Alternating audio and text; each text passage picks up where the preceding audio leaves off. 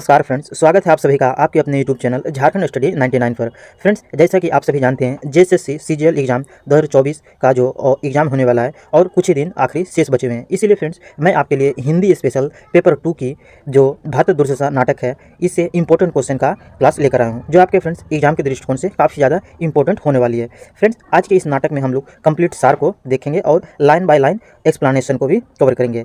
सारे के सारे क्वेश्चन फ्रेंड्स हमारे ऑब्जेक्टिव होंगे और ऑब्जेक्टिव के साथ साथ व्याख्या के रूप में एक्सप्लेनेशन भी होंगे। तो फ्रेंड्स वीडियो के एंड तक जरूर बने रहिएगा, क्योंकि ये आपके लिए क्लास जो है रामबाण होने वाली है। भारत दुर्दशा नाटक से अगर सवाल पूछते हैं फ्रेंड्स, तो इस क्लास से आपके एग्जाम पे बाहर क्वेश्चन जाने वाले नहीं है, क्योंकि फ्रेंड्स इस क्लास में करीब 50 से 60 क्वेश्चन के करीब कवर किया गया है, जो आपके एग्जाम के दृष्टिकोण से इंपॉर्टेंट बनते हैं। तो चलिए फ्रेंड्स आज का इंपॉर्टेंट क्वेश्चन को शुरू करते हैं फर्स्ट क्वेश्चन से। फर्स्ट क्वेश्चन हमारा चंद्रावली। चंद्रावली को भारतेंदु की आत्मा का प्रतिरूप किसने कहा है? ध्यान रखिएगा फ्रेंड्स, चंद्रावली जो भारतेंदु की रचना है इसे भारतेंदु का आत्मा का प्रतिरूप किसने कहा है? चार ऑप्शन देंगे आपके, नामवर सिंह, ऑप्शन बी है रामविलास शर्मा, ऑप्शन सी है नागेंद्र और ऑप्शन डी है शुक्ला जी। तो इसके राइट आंसर का चयन कीजिएगा फ्रेंड्स। ऑप्शन नंबर हो जाएंगे हमारे option number B, Ramvilas Sharma ji. Ramvilas Sharma ji ने चंद्रावली नाटक को भारतेंदु की आत्मा का प्रतिरूप कहा है। इसी से रिलेटेड इंपॉर्टेंट पॉइंट्स देख लेते हैं फ्रेंड्स। चंद्रावली नाटक का प्रकाशन जो है 1876 में हुआ था, यानी कि 1876 ईस्वी में हुआ था। नेक्स्ट है हमारा 1874 ईस्वी में भारतेंदु जी ने नारी शिक्षा के लिए बाल बोधिनी पत्रिका निकाली थी। ध्यान रखिएगा फ्रेंड्स, बाल बोधिनी पत्रिका जो भारतेंदु जी द्वारा निकाली गई थी, तो ये किसके लिए निकाली गई थी? तो नारी शिक्षा के लिए निकाली गई थी।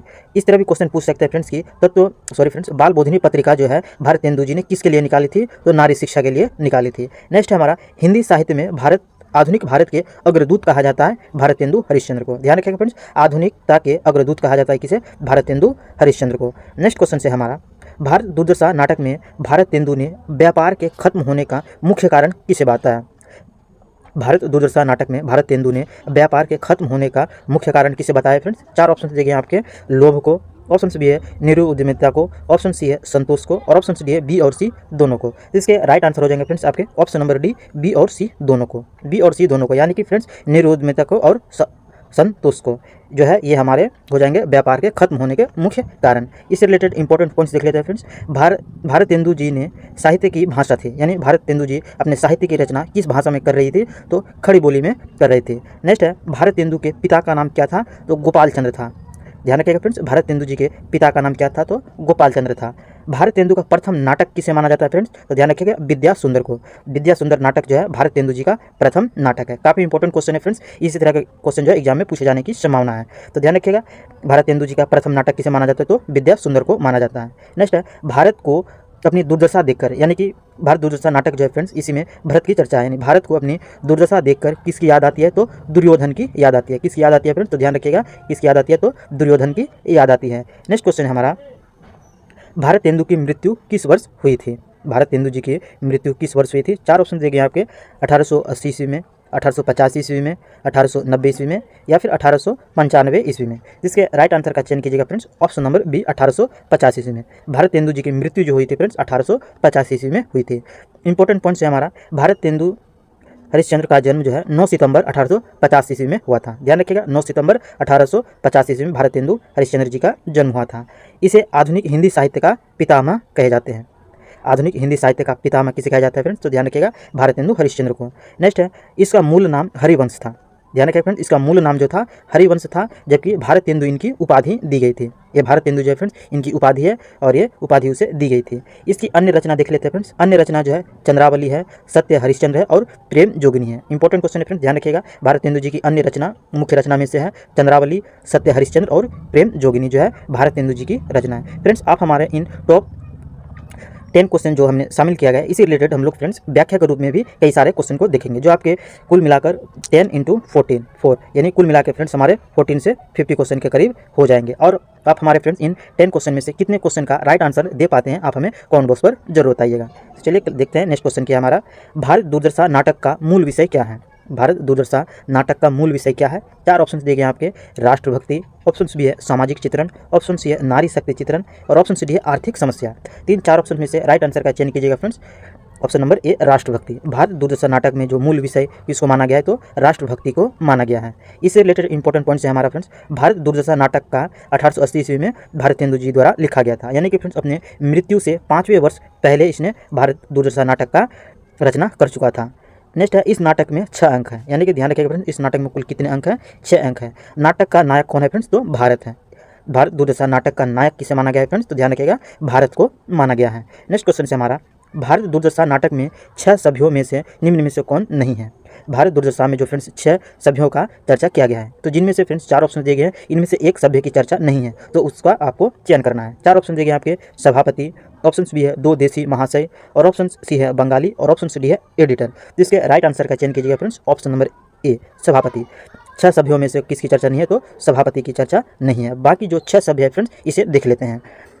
6 सभ्य है, पहला है हमारा एक बंगाली रहते हैं, ऑप्शन दूसरा है हमारा एक महाराष्ट्रियन रहते हैं, दूसरा है एक हमारा कवि रहते हैं, और एक एडिटर रहते हैं, और 2 देसी महाशय रहते हैं। कुल मिलाकर हमारे 6 सभ्य हो जाएंगे, एक बंगाली, एक महाराष्ट्रियन, एक कवि, एक एडिटर और 2 देसी महाशय। ध्यान रखिएगा, इनमें से रहते हैं, जबकि सभापति जो है भारत दूरदर्शन नाटक में 6 सभ्यों में से एक नहीं था। नेक्स्ट क्वेश्चन से हमारा, भारत दूरदर्शन नाटक में भारत द्वैध किसका प्रतीक है? भारत दूरदर्शन नाटक में भारत द्वैध किसका प्रतीक है? 4 ऑप्शन दिए गए हैं आपके, विदेशी आक्रांतों का, ऑप्शन बी है आलसी का, ऑप्शन सी है सामाजिक कृतियों का, और ऑप्शन डी है उपरोक्त सभी का। इसके राइट आंसर का चयन कीजिएगा फ्रेंड्स, ऑप्शन नंबर ए विदेशी आक्रांतों का। विदेशी आक्रांतों जो है ये भारत दूरदर्शन नाटक में भारत द्वैध इसका प्रतीक माना गया है। इंपॉर्टेंट पॉइंट्स क्या है हमारा फ्रेंड्स, भारत द्वैध विदेशी आक्रांतों का प्रतीक है। भारत द्वैध जो है ये विदेशी आक्रांतों का प्रतीक है। इसकी वेशभूषा आधी मुसलमानी और आधी किर्गिस्तानी दिखाई गई है। इस नाटक में जो है फ्रेंड्स, भारत दूरदर्शन नाटक में विदेशी को क्या दिखाया, विदेशी आक्रांतों को किस रूप में दिखाया गया है? तो आधी मुसलमानी और आधी किर्गिस्तानी के रूप में दिखाया गया है। नेक्स्ट है, भारत की 1000 वर्षों की गुलामी को प्रत्यक्ष करने की यह बेजोड़ नाट्य युक्ति है, यानी कि फ्रेंड्स भारत में जो हजारों वर्षों की गुलामी रह चुकी है, इसको बेजोड़ रूप से नाट्य युक्ति दर्शाई गई है। किस नाटक में? तो भारत दूरदर्शन नाटक में। इसके अलावा है, भारत द्वैध पात्र देश के विनाश का मूल है। भारत द्वैध जो है अपने इस नाटक में विनाश का मूल स्रोत माना गया है। नेक्स्ट क्वेश्चन से हमारा 7वां क्वेश्चन है, उपजा ईश्वर कोप से और आया भारत बीच। उपजा ईश्वर कोप से और आया भारत बीच, छार खार सब हिंद करूँ मैं तो उत्तम नहीं नीच। भारत दूरदर्शन नाटक के किस पात्र द्वारा गाया गया गीत है? यानी कि भारत दूरदर्शन में जो नाटक में एक गीत की रचना की गई है, यानी गाई गई है, इस गीत का नाम है उपजा ईश्वर कोप से और आया भारत बीच, छार खार सब हिंद करूँ मैं तो उत्तम नहीं नीच। भारत दूरदर्शन के किस पात्र के द्वारा गाए गए हैं? 4 ऑप्शन दिए गए आपके, भारत भाग्य के द्वारा, भारत द्वैध द्वारा, ऑप्शन सी है आलस्य के द्वारा, ऑप्शन डी है सत्यानाश फौज के द्वारा। इनमें से फ्रेंड्स राइट आंसर का चयन कीजिएगा, ऑप्शन नंबर बी भारत द्वैध के द्वारा। भारत द्वैध के द्वारा जो है ये गीत गाई गई है। ध्यान रखिएगा फ्रेंड्स, इसमें थोड़ा मिस प्रिंट होंगे हैं, दुदेव लिखे जा चुके हैं, जबकि भारत द्वैध होते हैं, तो इसको इग्नोर कीजिएगा थोड़ा। भारत द्वैध जो है इस नाटक ने इस गीत को गाया था। इंपॉर्टेंट पॉइंट देख लेते हैं, भारत दूसरा नाटक के तीसरे अंक में यह गीत गाता है। ये जो गीत गाए गए हैं फ्रेंड्स, किस अंक में गाया गया है? तो तीसरे अंक में गाए गए हैं। क्वेश्चन इस तरह भी पूछ सकते हैं फ्रेंड्स कि ये गीत आपको दे दिए जाएंगे और बोलेंगे कि किस अंक में गाए गए हैं। ऑप्शन दे दिए जाएंगे आपको, दूसरे अंक में, तीसरे अंक में, चौथे अंक में या फिर 5वें अंक में। तो ध्यान रखिएगा, ये जो गीत जो गाई गई है किस अंक में गाए हैं? तो तीसरे अंक में गाए गए हैं। इस गीत को कौन गाता है फ्रेंड्स? तो भारत द्वैध गाते हैं। इस अंक में भारत और सत्यानाश फौजदार का संवाद है। इस अंक जो है तीसरे अंक में फ्रेंड्स किसकी चर्चा है? तो भारत और सत्यानाश फौजदार का संवाद का चर्चा है। इस नाटक में कुल कितने अंक है फ्रेंड्स? तो 6 अंक है। ध्यान रखिएगा, भारत दूरदर्शन नाटक में कुल कितने अंक हैं? तो 6 अंक को बताए गए हैं। फ्रेंड्स आपको अगर हमारी प्रश्न की क्वालिटी और कंटेंट अगर पसंद आ रही है फ्रेंड्स, तो वीडियो को एक लाइक और एक शेयर अवश्य कीजिएगा। और फ्रेंड्स आप अगर हमारे यूट्यूब चैनल झारखंड स्टडी 99 पर नए हैं तो यूट्यूब चैनल को सब्सक्राइब कीजिएगा और बेल आइकन को भी प्रेस कर दीजिएगा, ताकि आपको हमारे आने वाली इंपॉर्टेंट वीडियो की नोटिफिकेशन आप तक पहुंचते रहें। तो चलिए फ्रेंड्स नेक्स्ट क्वेश्चन देखते हैं। नेक्स्ट क्वेश्चन हमारा, भारत दूरदर्शन के किस अंक में निर्लजता और आशा का संवाद है? भारत दूरदर्शन के किस अंक में निर्लजता और आशा का संवाद है? 4 ऑप्शन दिए गए आपके। जस्ट हमने पहले बताया था फ्रेंड्स कि भारत दूरदर्शन में कुल कितना अंक हैं? तो 6 अंक हैं, और इन्हीं अंक से रिलेटेड सवाल पूछ लिए गए। निर्लजता और आशा का संवाद किस अंक में है? तो पहला अंक में, दूसरा अंक में, तीसरा अंक में या फिर चौथा अंक में। तो ध्यान रखिएगा फ्रेंड्स, इसके राइट आंसर हो जाएंगे ऑप्शन नंबर बी दूसरा अंक में। निर्लजता और आशा का संवाद किस अंक में बताया गया है? तो दूसरा अंक में बताया गया है। पहला अंक देख लेते हैं फ्रेंड्स। पहला अंक में योगी की चर्चा है, पहला अंक में इसका संवाद है, तो योगी का संवाद है। तीसरा अंक में फ्रेंड्स भारत देश और सत्यानाश फौजदार का संवाद है। तीसरा अंक में भारत देश और सत्यानाश फौजदार का संवाद है। जबकि चौथे अंक में फ्रेंड्स भारतवर्ष, रोग, आलसी, मदिरा और अंधकार के बारे में बताया गया है। चौथे अंक में जो है फ्रेंड्स भारतवर्ष, रोग, आलसी, मदिरा और अंधकार के बारे में बताया गया है। जबकि दूसरे अंक में फ्रेंड्स अंक में भारत भी शामिल रहते हैं। ध्यान रखिएगा, दूसरे अंक में जो है भारत भी शामिल रहता है। और दूसरे अंक में क्या होते हैं? निर्लजता और आशा का संवाद है। नेक्स्ट क्वेश्चन से देख लेते हैं, भारत दुर्दशा नाटक में छठे अंक का स्थान क्या है? यानी कि फ्रेंड्स भारत दुर्दशा नाटक जो है छठे अंक का स्थान क्या है, यानी छठे अंक की जो रचना की गई है, यानी रंगमंच किया गया होगा, तो उस समय जो है इस अंक का स्थान क्या रहा? तो ऑप्शन से आपके किताब खाना, ऑप्शन बी है शमशान, ऑप्शन सी है गंभीर वन का मध्य भाग और ऑप्शन डी है बीथी। तो इसके राइट आंसर का चयन कीजिएगा फ्रेंड्स, ऑप्शन नंबर सी गंभीर वन का भाग।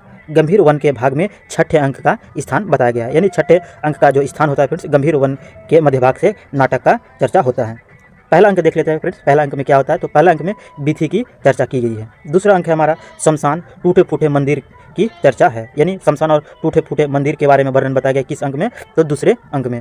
पांचवा अंक में क्या बताया गया है फ्रेंड्स? तो एक किताब खाना, एक किताब खाना की चर्चा की गई है फ्रेंड्स किसमें? पांचवें अंक में। ध्यान रखिएगा फ्रेंड्स, एक किताब खाना की चर्चा की गई है पांचवें अंक में। और छठे अंक में क्या स्थान बताया गया है फ्रेंड्स? तो गंभीर वन का मध्य भाग बताया गया है। नेक्स्ट क्वेश्चन से हमारा, जागो जागो रे भारत भाई, सॉरी फ्रेंड्स, जागो जागो रे भाई सोवत निसी वैस गवाई, जागो जागो रे भाई भारत दुर्दशा के किस पात्र द्वारा गाया हुआ गीत है? ये गीत जो है फ्रेंड्स भारत दुर्दशा में गाया गया है और किसके द्वारा गाया गया है फ्रेंड्स? तो चार ऑप्शन दिए गए आपके, भारत के द्वारा, ऑप्शन बी है भारत द्व्यर्थ के द्वारा, ऑप्शन सी है कवि खुद के द्वारा और ऑप्शन डी है भारत भाग्य के द्वारा। इसके राइट आंसर का चयन कीजिएगा friends, option number D Bharat भाग्य के द्वारा ये गीत गाया गया है। जागो जागो रे भाई सोबत निसी वैस गवाई, जागो जागो रे भाई भारत दुर्दशा के ये नाटक का जो गीत गाया गया है किसके द्वारा गाया गया है? तो भारत भाग्य जी के द्वारा गाया गया है।